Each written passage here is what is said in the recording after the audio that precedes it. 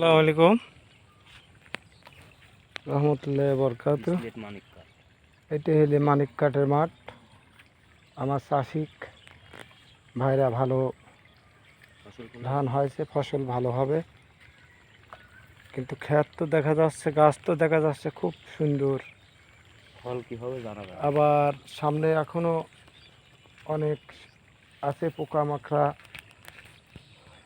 লাগতে পারে। সেই পোকামাকড়ার জন্য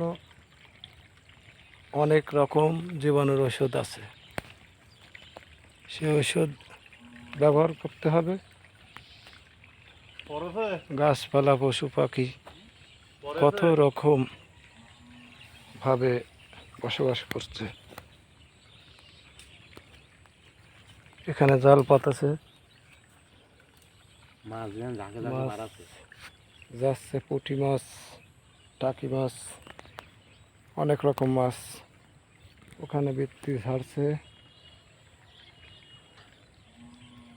আশা করি ভালো থাকেন, সুস্থ থাকেন। ভালো লাগলে লাইক করেন, কমেন্ট করেন, শেয়ার করেন।